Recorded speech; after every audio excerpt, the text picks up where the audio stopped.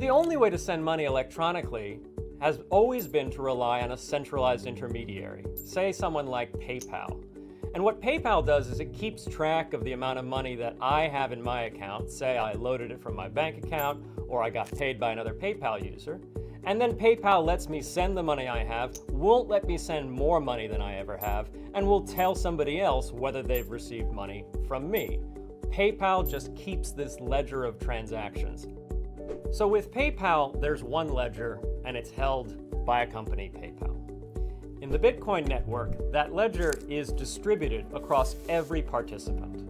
So anybody who's connecting to the network has a copy of it on their computer, in full, going all the way back to the history of the network when it was first created in 2009.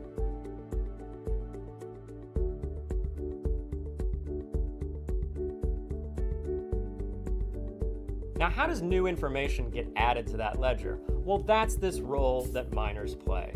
They listen for transaction messages that are validly signed on the network, and they bundle them into what we call a block.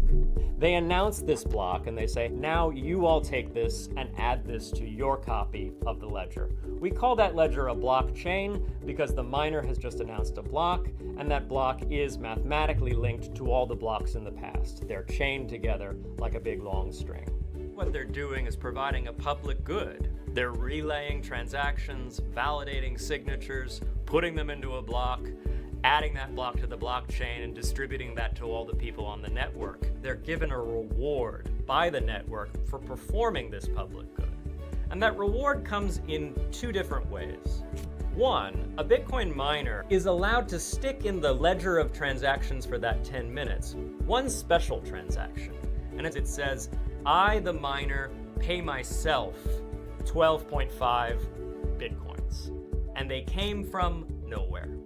This is the only time on the Bitcoin network that anyone is allowed to ever have a transaction that didn't have any inputs, that literally created money out of thin air. At some point, somebody started calling this activity of getting new Bitcoins by providing this public good on the network mining. It's like digging into the side of a mountain and getting gold.